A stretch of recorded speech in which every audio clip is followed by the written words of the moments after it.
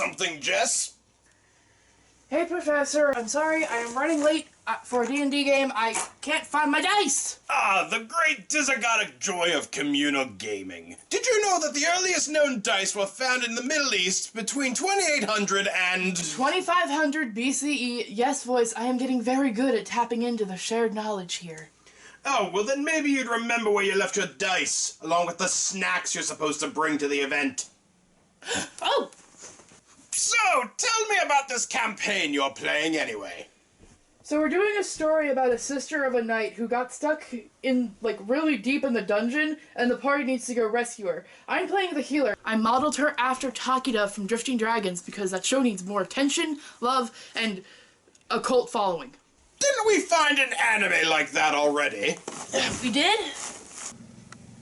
Yes, this show, Delicious in Dungeon. That sounds horribly suggestive. Well, let's watch and find out.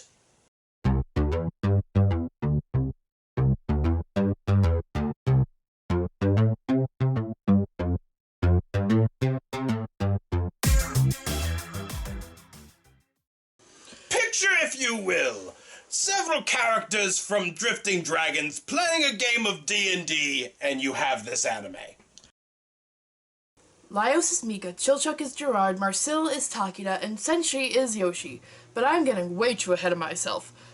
Episode 1 is called Hot Pot and Tart. It begins by teaching a little bit of the history of the castle and the subsequent dungeons that our heroes and, well, everyone really, spends time exploring. Then, we are thrown right into the pot of chaos with a fight with a red dragon. Our party is tired, weak, but most of all... Hungry! Yes. I'll allow it. They're barely standing up to this foe of a dragon. The main character named Laios seems to be fantasizing about eating the creatures down in the depths of this castle. Same though. While he's distracted, his younger sister named Fallon gets eaten by the dragon. Her last act is a teleportation spell, sending them out to safety. Laios, Marcel, and Chilchuk jump right back into the dungeon and begin working their way back down the levels. They start at a sort of way station for people to prep before starting on their adventures. We get a glimpse of how more experienced our team is compared to some others when Marcel takes out a walking mushroom that was chasing some noobs with a single strike.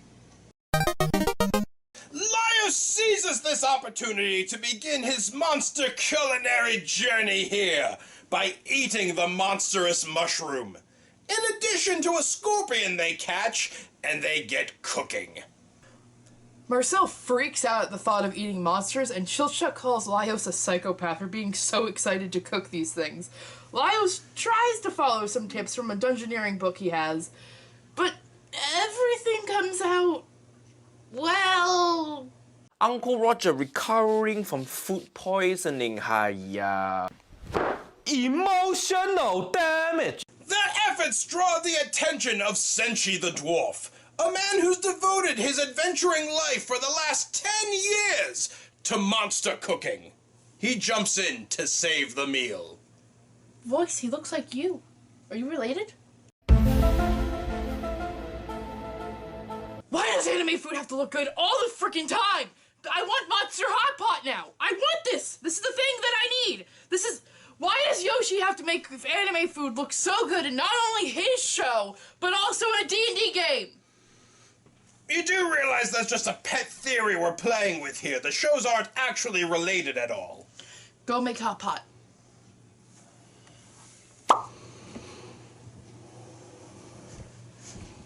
Moving on. The dwarf joins the party and they head to level 2, a very nice-looking underground forest. They gather up some fruit from the various flora, including some carnivorous plants, set up a nice camp in a tree for the night, and Senshi makes a tart with the fruits and some leftovers. They talk over food about the ecosystem in the forest, how the plants make food for the animals, and in turn, the plants eat the animals for their soil nutrients.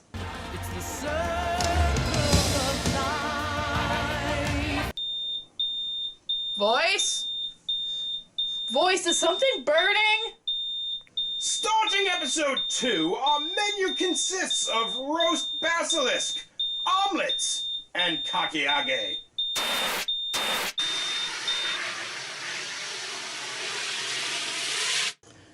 Marcel wakes up from a nightmare about eating monster food, since she explains the importance of a good balanced meal, and they decide to get eggs for breakfast. The best eggs they can get are basilisk eggs. But kick some wizarding school snake out of your head. This is a ferocious half-snake, half-chicken monster. After some bizarre strategies, they manage to defeat the creature and not only have the eggs, but the whole chicken too. The roast basilisk! Laios explains the timeline they have to work with to save his sister. About a month. They decide on their path moving forward and gather up more supplies, like mandrake roots. Marcel is feeling like a burden to the party and wants to prove herself, so while the guys get the mandrakes, in a fairly practical way, Marcel sets up an elaborate plan to tie a rope onto a giant bat and use it to pull the mandrake out of the ground. While unconventional, her plan did work, and Centrally actually finds her method of pulling the whole root out instead of cutting off the head, like he did, preserves the flavor. They also got bat meat out of it too. Mandrake omelets are served. Going down to the next level through the secret passageway, Chilchuck takes lead since his specialty is dealing with traps and lockpicking. But Senshi, being somewhat of a brutish dwarf, ends up setting off some traps. This angers Chilchuck, insisting that he needs to be listened to and everyone should stick to their specialties. Senshi devises a plan to use the traps to help him prepare a tempura-style dish called kakiage. He forces Chilchuck to aid him in turning the traps into kitchen tools in an effort to mess with him while they get their food prepped. Senshi is messing with him to prove a point about working together and learning from each other, and they end up enjoying a nice meal to end episode 2. I'm not allowed in the kitchen anymore. Let's just finish the last episode before our food gets here. Right then! Episode 3 is called Living Armor. We start by getting some backstory on Laios and his sister, as they were young adventurers just starting out. The party they're with gets confronted by living armor. Laios dies his first death. How many deaths do you get exactly? Anyway, the experience makes him mildly obsessed with living armor in particular, and he wants to eat it. Gee, I wonder whose personality that's like. Our party also gets caught in a room full of living armor. We're told living armor has no body to eat. It's a magical spell, and the spell can only be stopped by defeating the spellcaster. Laios runs into a separate room while the others distract the armor and finds a fancier suit standing on its own. He faces it, thinking this will somehow end the spell. While fighting, he notices what looks like some kind of egg sac on the armor's shield. He then puts it together that in between the armor's plating actually live small mollusks that control the armor. Laios defeats the armor and explains how to win with the others. Excited to find out the truth behind living armor, he instantly goes to Senshi to prepare the mollusks for eating. And that ends episode 3. The show may be a little clunky, but it's still a very good watch and it's very fun. Yes, a good time for fantasy lovers and foodies alike. And educational, too. Like leave cooking to the professionals. And keeping track of your events calendar. Your lucky or D&D game is tomorrow. Shut up, food's coming. An extra special thank you to High Pot and Pot Sound off Shoemaker Road. The food is incredible, and it was an amazing time filming there. You need to check it out for yourself. Link in the description below.